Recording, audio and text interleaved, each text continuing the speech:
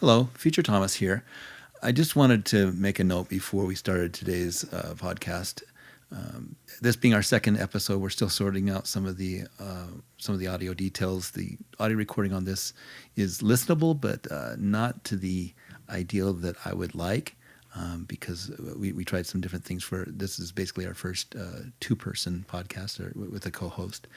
So I hope you'll bear with us a little bit. I think you'll be able to hear just fine and understand just fine. But I wanted to just make a note of that before we start today's podcast. Thanks.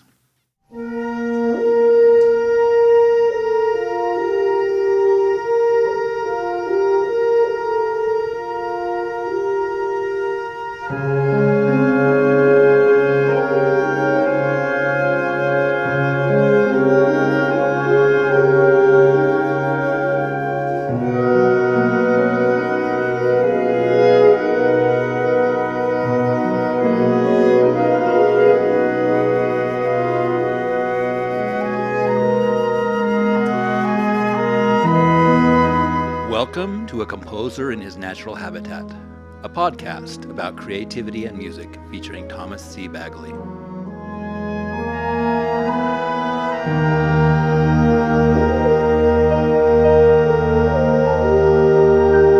Habitat number 2, Family Fortune. Hello, everyone. I'm Thomas Baggaley, and this is A Composer in His Natural Habitat, as the introduction said. Today, we are really lucky because we have a special guest co-host that I'm really excited about. It's my wife, Nora Baggaley. Nora, welcome. Hi. Thanks, honey. Hi, everyone. So why don't you go ahead and tell us a little bit about yourself? Okay. I have a bachelor's degree in history and English from BYU. I have a master's degree in library and information sciences, and I currently work as a program mentor for WGU online, so I get to telecommute, which I love. I have 3 amazing kids, and I have been married to someone wonderful for 28 years. Wow, someone else too, huh? Oh, all right. That's great. So I'm really excited. Today we're going to be talking about families and artists, and I guess there's a myth out there that you have to choose between being a creative person and having a family. So we're going to talk about some of that a little bit. But first, let's get into the regular part of the show where we talk about what we are working on.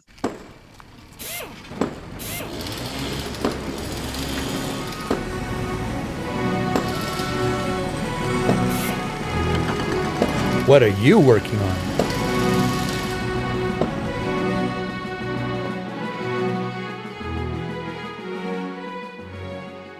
So what are you working on? Right now, I am working on updating my home. I'm one of those funny people that think creativity isn't limited to things like painting, which I do and quite enjoy, or singing, which I also do and quite enjoy. But it can be incorporated in every single aspect of our lives. I do everything from sewing to cooking, painting, drawing. I think creativity is unlimited. Excellent. I agree, and that's a good thing because that helps. It helps in our home that we agree about that, and it's true. Creativity can be of value in about every aspect of whatever you do. Finding creative solutions to different things, and one of the things that I've always enjoyed, and I've teased you a lot about is for instance when you're cooking. And you have a recipe. If I cook, I have to follow that recipe exactly, because if I make any variation from that recipe, it's going to be a disaster. But I know for a fact that when you cook, those are just kind of guidelines and suggestions for you. They are too. And then you go ahead and you improvise, and it always turns out even better than it would have been if we just followed the recipe normally. So that's wonderful. It's kind of like, I love this recipe. Let's change it all. That's right. I've been the beneficiary of that for 28 years, so I really appreciate that. All right. Great. Well, what have I been working on? As I mentioned in the last episode, I've been working on my book. And that's going really nicely. I'm about 47,000 words into the first draft. So looking really, really good about getting that done in the next week or so. Actually, I think I'll probably have that first draft completed, and that's good. But I've also been working on lately a song. Actually, I've been getting myself into the mode of, because I'm writing music for Broadway, and I went back to some of my roots. And way back when I was 18 years old, before I knew Nora, I actually wrote a song in the Broadway style for a songwriting class. And I found that song and I was listening to it, and I thought, wow, this isn't bad.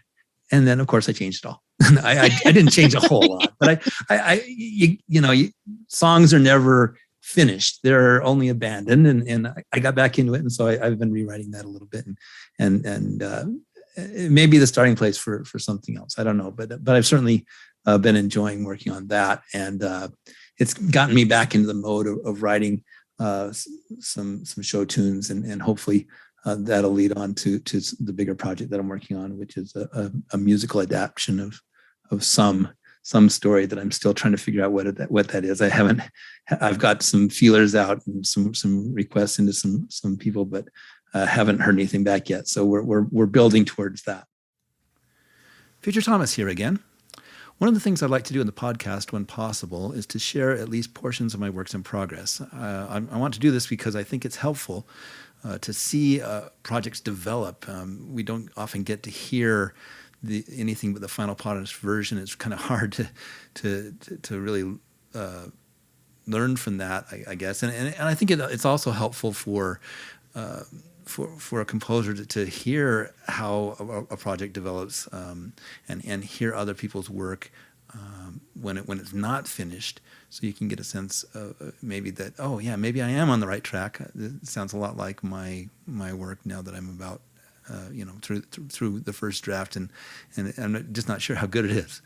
So with that in mind, I thought I'd insert a snippet of the song I was just talking about before going on with the podcast.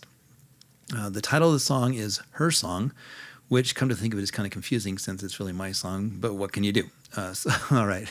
So first of all, I found a recording of a live performance of the song back from 1989. I wrote this song when I was 18 years old, when I was in college. I'm not going to play that recording for you because in that performance, I was playing the piano, and as we just got to the first chorus, I tried to shift the music a bit on the piano so I could see it better, and ended up knocking the whole thing off onto the floor. And no, even though I wrote this song, I didn't have it memorized. I was only 18 years old, and so I didn't know what to do. I quickly leaned over, stopped playing, gathered up the music, and put it back on the piano. And my vocalist, who was a friend, she just kept singing without an accompanist. Really impressive on her part. And as soon as I got the music together, I just caught up with her, and we were off again. We got a nice appreciative applause from the audience right in the middle of the song for the recovery. And but I'm not going to put you through having to listen to all of that. It doesn't sound that great because the piano just kind of drops out. Instead, what I'm going to play here is a portion of a quick MIDI realization of the song as I have been rewriting it. Now, as you listen to this, keep in mind that this is not a finished, ready for the public production. It's just an audio export from my music notation software. I think it gives you a pretty good idea of what the music sounds like, but in no way is this something I'd call done. Please listen to it with that in mind. The vocal part does not include in any of the lyrics. It's a MIDI ah sound that's playing the vocal part. But you can find the updated lyrics on my website at baggaleymusic.com. And hopefully that will give you at least a sense of what it is that I've been talking about in this with this song in this podcast. So here goes. Her Song, which is my song.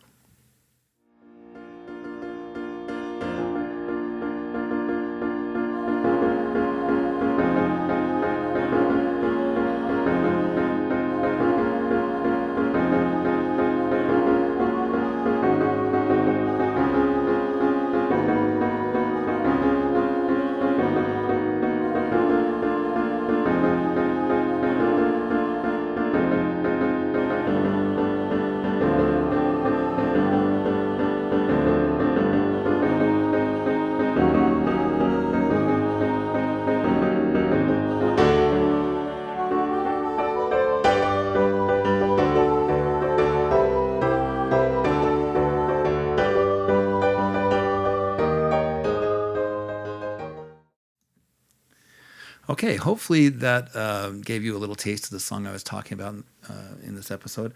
I plan to be polishing it up over the next little while, and we'll be releasing the sheet music soon for purchase. And I also plan to write a fully orchestrated version at some point. So I'm sure I'll be talking about that more in the podcast in the future. Just to give you a little bit of background about the song itself, it's a song about writer's block. As an 18-year-old with a deadline, not knowing what to write about, having to write a song for a songwriting class that I took as a freshman, I decided to finally just write a song about writer's block, about not knowing what to write. And it really turned out a lot better than probably it should have. I really discovered some things about the character that was supposed to have writer's block in this. There's a play behind it that doesn't exist yet, and a character who has writer's block, and there's a reason that she has writer's block, and that goes on. You can find that out through the song if you look up the lyrics again on my website at baggaleymusic.com. But it's a fun little song, and it's kind of fun to go back sometimes and look at the stuff you've written in the past. Anyway, back to the podcast. Let's get back to the main discussion, and back with my wife Nora.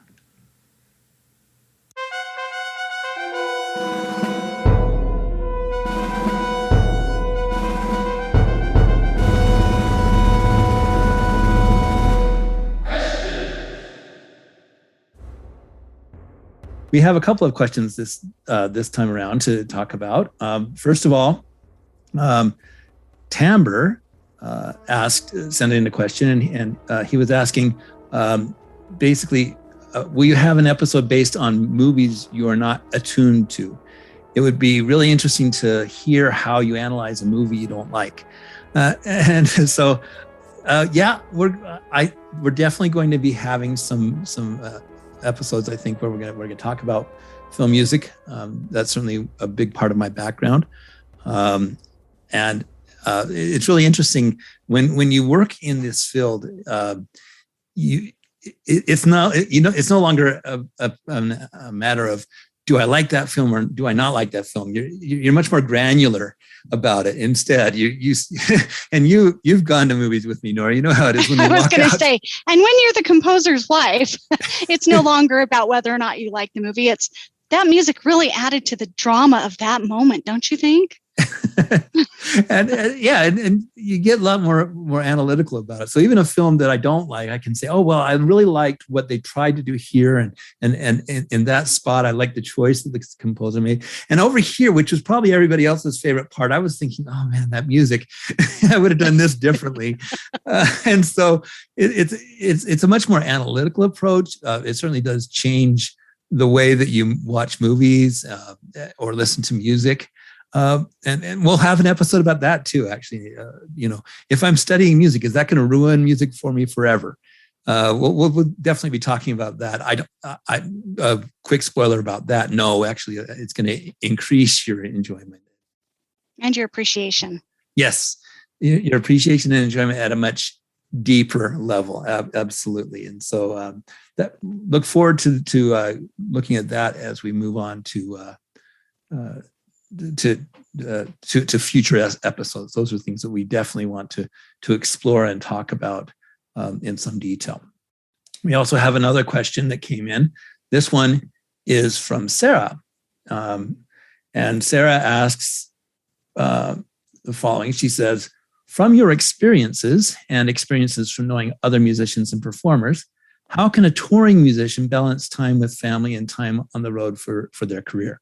And I guess Sarah kind of had a heads up about what this episode was going to be about. So she wanted to talk about that as far as, I guess she has interest in being a touring musician herself. And that is one of the issues certainly that comes up for musicians.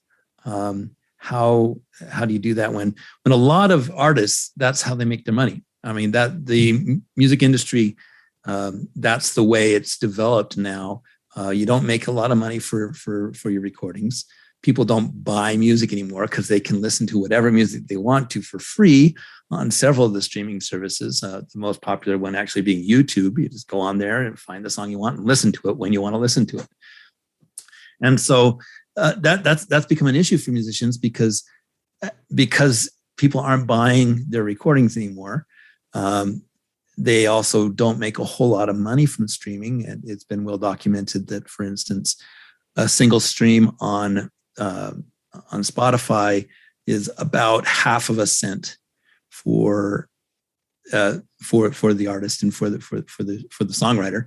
That does not build up fast. That does not build up fast at all, especially if you are splitting it between, if you've got a whole band of people and a bunch of songwriters that wrote the song, all of a sudden that half a cent gets split up even further. And that's Spotify, which pays relatively well. On the YouTube side, which is even more popular, that's where a lot of the young people go listen to their music.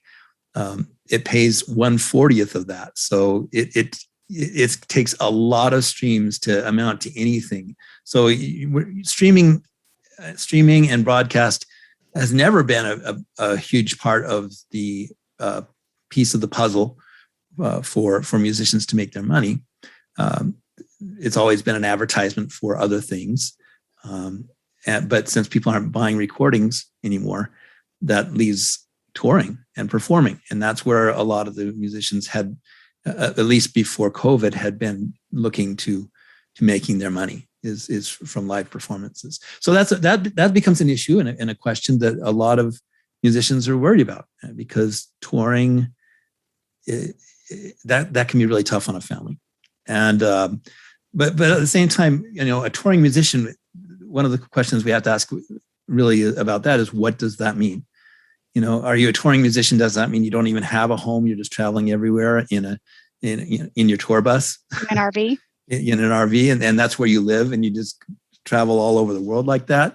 Or do you take a month out of the year and you go on tour for that month, and hopefully you make enough during that month to, there's a lot of things that could mean. Can musicians perform locally and make enough money just performing locally? Do they have to go out and tour?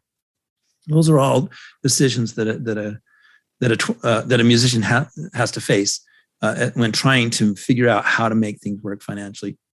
And what that really comes down to, I think, in terms of a family, is those decisions are decisions that you need to make together with your family. That's not one of the things we'll be talking about as we get into today's topic, is the fact that you have to understand and realize that any decision you make does not just affect you; it affects your family as well. And so, probably the thing that I think would be most beneficial for a musician who's looking at it and going, I think I need to be a touring musician, I need to be going out and traveling, is to talk about it with your family and look at the needs that they have, look at the needs that you have, and look at what's going to work best for your family as a whole. Families need a lot more than just money. Now, money is an essential part of a family. You need to be able to support that family. You need to have money for shelter, for food, for all the things that make your life enjoyable as a family, worth living. Yeah, it's essential. It's part of what is needed, but it's not the only thing your family needs from you. If you're sending checks and you're not there, then they can get checks from other places too. You're not providing what you can uniquely provide as well. And so but there are solutions. There are ways to do this. It's just a matter of making those decisions as a family, not making that decision for your family. I think that's the most important thing. And that means having good discussions in which all of this information is brought forward and discussed. And frank, good discussions. Thank you. Yes, very clear discussions about, this is how the money is going to come in. This is what the plan is for now. How do we make that work for our family? How do we have to adjust the plan so that it's going to work for the family? We can't just, you can't just, well, this is what I have to do. Well, that's if you're imposing that on your family, that's not necessarily a recipe for a successful family. That being said, let's move on to today's topic, rather than we kind of transitioned into it from questions already. But let's go ahead and start now with the topic of the day.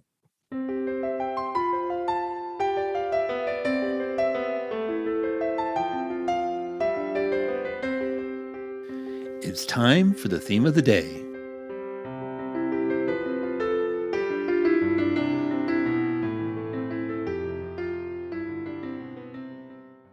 As you know, Nora, I am definitely a dad because with dad jokes intact. I tell dad jokes. Yeah, exactly. I mean, I love the most recent Disney movie that came out, Jungle Cruise. Not because it was a great movie, but because it was a dad movie. It had all the dad jokes that I love from the ride in Disneyland. So that's all it needed for me. The music didn't have to even be that great for me to love that particular film, because I just love dad jokes and I love bad puns. So today's episode was Family Fortune, right? Family Fortune, Family Fortune. There's your pun. I had to explain it again, so I know it wasn't funny. But what today's topic is about how do you mix a creative life with a family life? How do you make that work? And that's why we have Nora on the broadcast today, because she can help provide a perspective that I cannot. I can provide the perspective of the artist, but we need to have the perspective of the family as well, so we can discuss and talk about some of the ways that we can make this work. Now, we have not been perfect about this. I'm not saying that we're not putting our family as a model for this. No. Because we have not done this extremely well. We've learned the hard way to do a lot in a lot of the ways with this, by making a lot of mistakes. The one thing that we've done best, I think, is not giving up. Yeah, we have done very well at that. Yeah, I mean, 28 years. The reason we've made 28 years is because we just keep trying, not because we haven't made a lot of mistakes, and we've learned the hard way how to make this work. And we're still learning, I'm sure. But I think that it's good to have a good, frank discussion about this publicly, so that other people can see, so that maybe we can help other people who might be having some of the same questions and issues that we've run into over the years, and maybe we can help with that process. So to start off with this discussion, Nora, let's go ahead and let me just ask you straight off to start with, what is it like being the family member of someone who's pursuing a creative career? Well, honestly, it can be pretty challenging. Financial stability is kind of crucial for a family. And creativity doesn't always necessarily lend itself to that stability, if that makes sense. And that can be hard on a relationship. A lot of artists worry about that too. And a lot of my students, for instance, I think there are a lot of students who would like to learn a little bit about music, but they're afraid of really going after it and really pursuing it and putting in the effort that's needed to really get good at it, because they're afraid that at the end, they're going to end up unemployed and and unable to make a living. So it's a fear that artists share, and so it's not surprising at all that family members share that same concern and worry a little bit. Yeah. Along those lines, what else is challenging about having a composer for a husband? What else do you find difficult? Well, I have a husband who gets hyper-focused on whatever he's working on. And sometimes that can be hard on, if one of the kids has something that they want us to attend, or if I have something planned and he's hyper-focused, that can be challenging. Absolutely. Yeah, I've learned over the years, one of the ways that I've tried to deal with that as a composer myself, and I do this with everything. So I know myself. I have a tendency to just, when I'm working on a project, to totally, it's a blessing and a curse. And a curse. Right. It's a blessing and a curse, to quote Monk on that one, because the focus, that flow, the ability to get into flow is a state that is very hyper productive. You can get a lot done. You can do a lot of really good work when you're in that mode. So it's a blessing in that regard for the artist, because if he can do that, things really start cooking for him. And a lot of times when you get in that kind of mindset, you're really happy with what you come out with at the end. But at the same time, you lose track of time. You lose track of anything else. Yeah. And when you're hyper focused like that, everything and everyone else disappears. Yeah. And you could come into you've come into the room and said, "Hey, Thomas," and I'm totally focused and I don't even hear you because my mind is just imagining in this world. It's in this rich inner world that's going on, and the rest of the world, the outer world, disappears. And so I've learned, some of the things I've learned to deal with that is, for instance, to set an alarm on my computer and to schedule that time. Okay, this is when I'm going to be hyper focused. When it ends, I need to be able to break free from that. I need to say, okay, time's up. It's time to go back into the real world. And that's what I was going to say next was, with creative people trying to strike a balance between their art and their families and their relationships, one of the things you have to do is become very proficient at time management. You have to set those alarms. You have to treat it like a business. You have to have your work hours. Yeah. And that's something that I think creative people shy away from. They don't want to do the 9 to 5 thing, but what they don't understand is they can do that.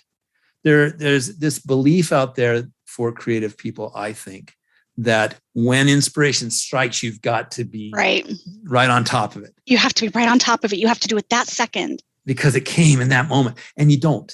Inspiration. But something I've noticed is that when you let it percolate a little bit, sometimes it can be the better for it. Yes. I've also noticed that if true inspiration comes, if it's really good, I will remember it later. All right. I can write down something to remind myself of what the idea was basically. And the good parts of that will come back to me later. The stuff that if I try to hold on to every single little detail, a lot of times I would have gotten rid of those details anyway if they don't stick. They stick when they're good. And so you can train yourself as an artist to be creative on a schedule. You really can. I had an instructor at BYU. His name was Dr. Merrill Bradshaw. And he had a routine for composing. Now, he was teaching, and a lot of artists do. A lot of composers have been able to support their families by teaching. That's what I do. But he would have a specific set of time every morning when he would compose. And he taught us when he was at BYU that you can, as you form the habit, you can train yourself to get your ideas during that time. And because your brain is working on it constantly anyway in the background, it's in your subconscious. And you can train yourself to bring it from the subconscious to the conscious mind at the same time each day by having a routine. This is when I'm going to sit down and I'm going to write and I'm going to work. So that's what he did. And I believe it. It really does work. If you can establish a routine, a time when you're going to work on your creative endeavors, whatever time period that's going to be, that's for people who are both, full-time composers or full-time creative people, or people who are doing it part-time.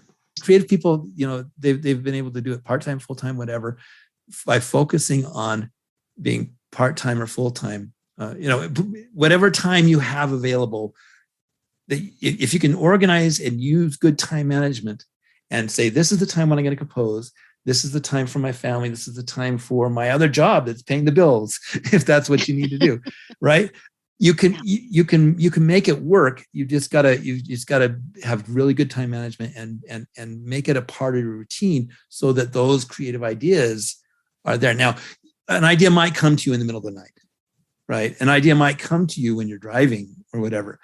I think it's a good practice to have a way of recording that idea quickly, not long-term, not flesh it out, not take it, run with it, go see where it goes, but just have a way of, hey, oh, I love this idea, write it down or hit record on my phone and just say, hey, this is my idea. Give yourself enough so that you can find it and use it when it's your composing time, when it's your creative time. That can be very, very useful as well. And also, I find that allows me to let go of something. If I don't write it down, then it kind of bounces around my brain some more, and it can distract from other things I might be trying to do because I'm trying to sort through that thing. But if I can write down enough of the idea that I know I'm going to get to it later, then I can let it go and focus on and be where I need to be when I need to be there. That's the other thing I think that's really important. And you're very nice to not say this, dear, but when you're with your family, you need to be present with your family. Yes. You can't, I know I've been guilty of this at times where I've had an idea and it's been working and so I'm 50% wherever I am doing whatever I'm doing and 50% composing in my head. Well, and you wouldn't be human if that weren't the case, honestly. Okay. Yeah. But there's got to be a way to deal with that, right? Because that can be very frustrating for a family. If, when you're with your family, they will be very, very understanding of your creative endeavors as long as you give them their time as well. Yeah. Yeah. And if I were to give some advice to family members, that would be what it would be. Be honest. I mean, not like screaming in their face, but, be honest, have a frank discussion and be like, look, I'm not getting what I need out of this. This isn't working for me. So we need to adjust. And do it in a way that's understanding too, right? Yeah. Well, yes, you have to be patient and you have to, like I said, don't get in their face and yell at them, but that's not ever going to work. Finding a way to communicate about the needs and the feelings in a way that's not threatening. It's like, okay, family members, boy, you've been working really, really hard lately, and we've felt a little bit neglected as the family. We love that you're a composer. We love that you write music. We love your music. We love to hear it. It's so exciting for us that you're able to do this. We love how excited you get when you have this idea. And how energized. We love that about you. We don't want to take that away from you. We just need to balance this somehow. And right now it feels a little out of balance. How can we and I know it can be frustrating to have to be scheduled as a family, but sometimes you have to just schedule things, right? Yeah. And so can we schedule some time when you're going to put all that aside and you're going to be just with the family and we're going to have some good time together? But Tom, in any career, a family, you have to schedule time for it. Wonderful. That's what was my next thought too. The artists tend to treat their creative endeavors like there's something out of the ordinary, like because it's art, because it's music, it's somehow more important than other jobs. I know some artists who are divorced, for instance, and they said, I had to make a choice. My wife wanted me to choose between her and my art. And so I chose my art. Or whatever. Maybe they did choose their wife and then they resented that. That's another possibility, right? Yeah. I mean, yeah, but that's because they think of their art as this so huge and important thing. It is important, but it's only as important as a lot of jobs out there. In a lot of ways, you have to treat it professionally. You have to treat your artistic endeavors professionally. And that means that it has its time, it has its place, but it's not more important than people. I love that. In fact, without people, art has no meaning at all. Because art is about the human experience. And if you're putting your art above people and above the human experience, then your art will not make those connections anyway. You can't put art ahead of people. You shouldn't put your careers ahead of people. There's no job out there that should be so important that you can't that you can't put your family first in some way. That you can't make your family the priority. If you fail in your family because of your career or because of your art, and you sacrifice your family for that, I think you sacrifice the better thing for the not as important thing. Now, that doesn't mean that the other stuff isn't important, but your family should be most important. That's always the way I have felt. And I think maybe that's why, despite all the times where I have made mistakes as an artist that have made family life a bit difficult, that fundamental decision, my family's going to come first, and then whatever comes after that, that fundamental decision has made the difference. So that, because then I could recognize, I blew it. I didn't make the right choice here. I need to put my priority back on my family instead of insisting, oh, no, you don't understand. It's my music. Right.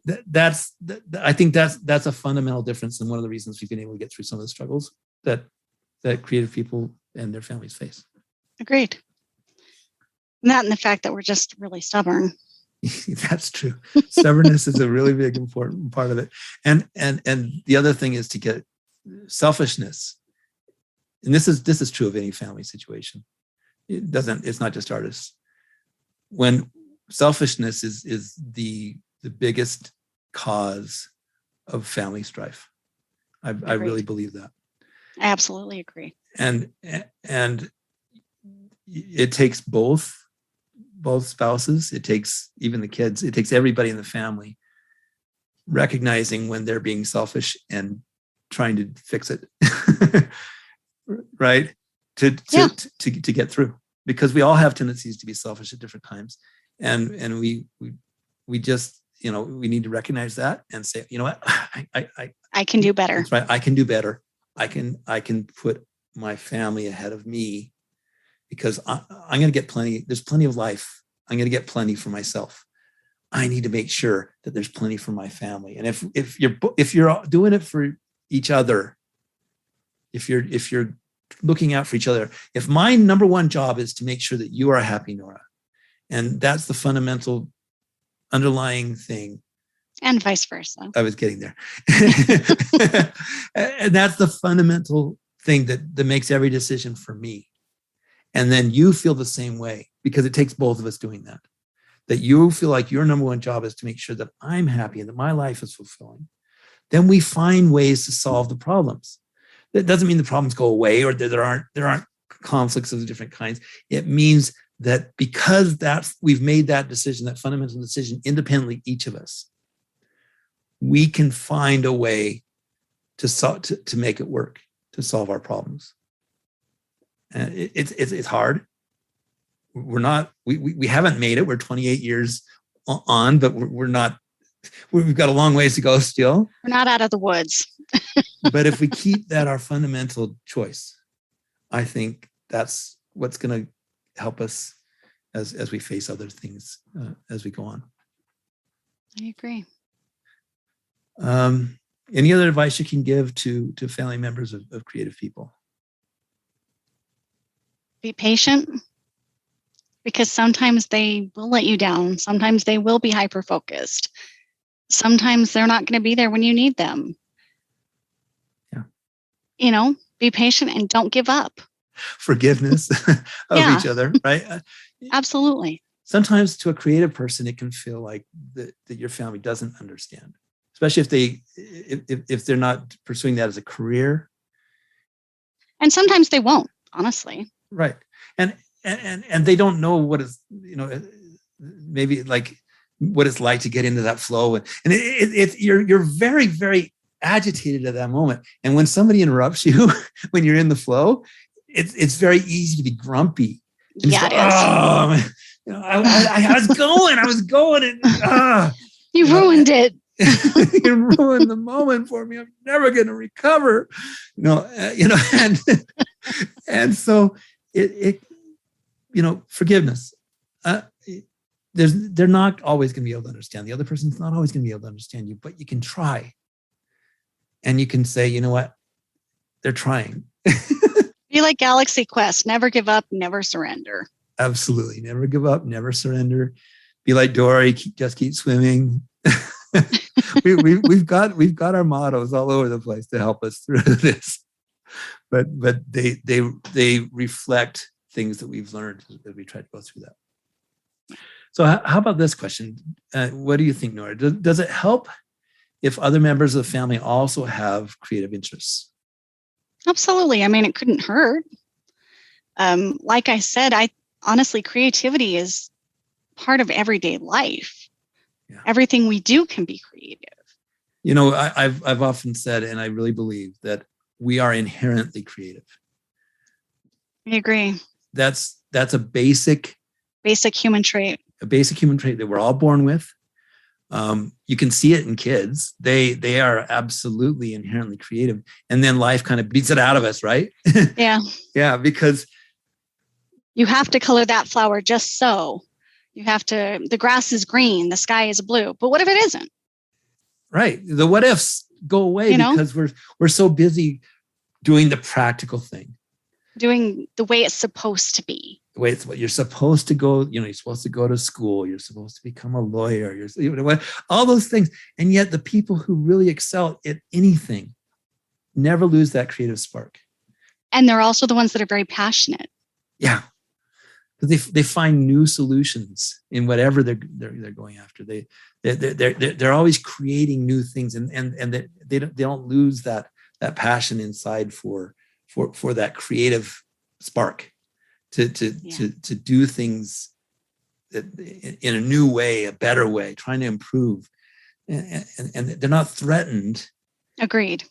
They're not threatened by change or by doing things differently just to see what happens. We live in a world where there's a lot of fear, and I think fear is one of the biggest problems that we face in our society now. I mean, you see it coming out more than ever in some of the politics and some of the things we're seeing going on right now. But fear is the enemy of creativity. And that means fear is the enemy of the solutions that we need, because we need creative solutions to the problems we face. Agreed. And so we need to get rid of fear. We need to not make decisions from a place of fear. We talked about some of the worries that artists have, that families have about being able to make a living. There are solutions out there. People make livings being creative, creating music. They do it. They succeed in doing it. They find their own way to do it.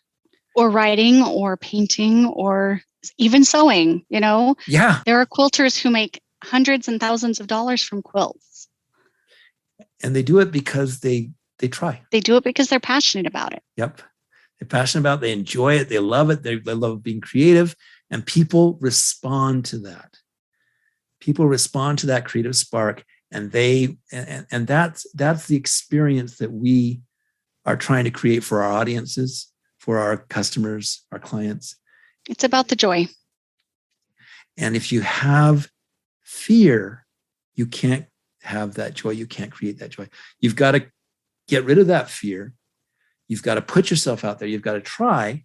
And the best way, and this is where families become so important, because if you can that's where you can get this from.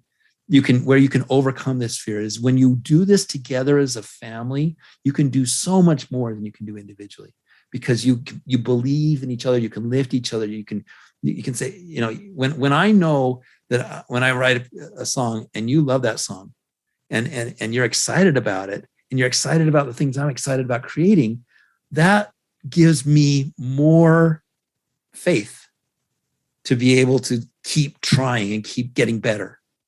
And because I know that, hey, there's someone who believes in me. I don't need a lot of people to believe me. It's great to have an audience. I need a big audience to sell my stuff to. But people that actually believe in me and who know me, I just need a few. I just need the people who are closest to me. And that'll lift me as an artist, and that'll help me to face and get rid of that fear and be creative. Families are so important for that.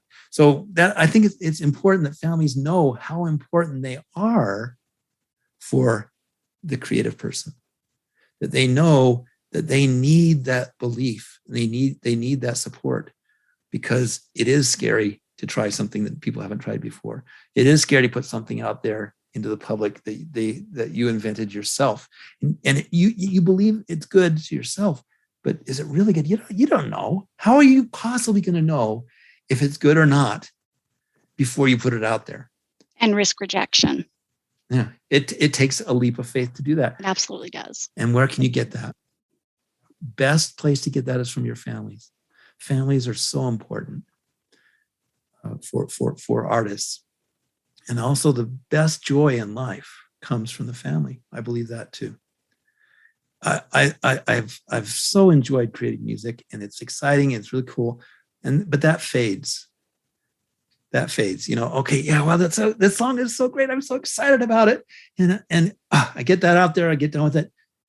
A little bit later on, it's like, okay, next song. Right? That fades. That even those exciting moments fade.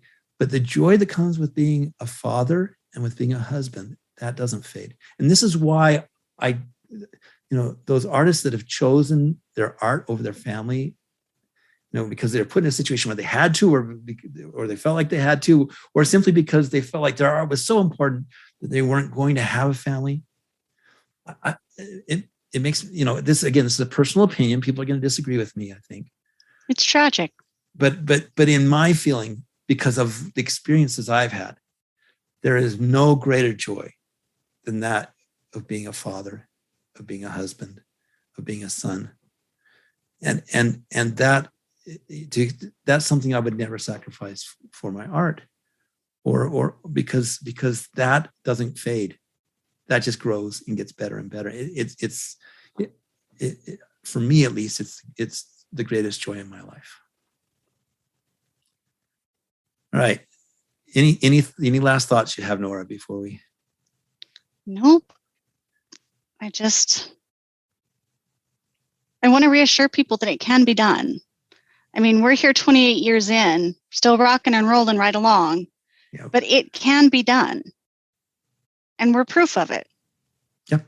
You just have to make it a priority. You have to make having a family be your number one priority.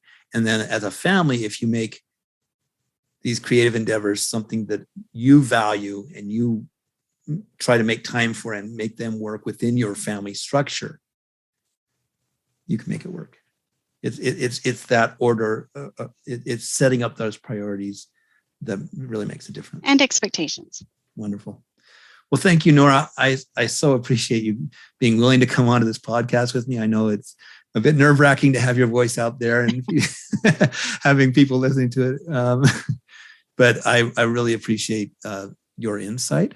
I appreciate 28 years of loyalty that you've given to me and love. And I thank you for coming on and helping with this podcast. My pleasure. Listeners out there, if you have any thoughts or questions for Nora, you'll have to reach her through me. But you can come and join us on our Discord. Remember, we have our Discord channel. It's called A Composer's Habitat. In the show notes, I'll put the link as I do each week, so that you can join us there in our Discord channel for our discussions. We do continue discussing these topics in a much more dialogue kind of situation for a Discord channel. I also want to remind you of our Patreon. If you would like to support the show and help us to get some more, some better voiceover or something like that, to improve our Patreon and to help us with our efforts to make this show something that's valuable and useful to the creative community, then please you can check us out on our Patreon, which is patreon.com/composerhabitat. And thank you for listening. Thank you for your comments and questions, and look forward to seeing you in the next episode. Until next time, keep creating. Thanks for listening. a composer in his natural habitat, is made possible by the support and donations of listeners like you. We welcome your thoughts and comments on today's show on our Discord channel, A Composer's Habitat. If you would like to help support the show, please join our Patreon by going to patreon.com/composerhabitat. Musical themes by Thomas C. Baggaley. Special thanks to Nora for putting up with me for all these years and for coming on the show. Until next time, keep creating.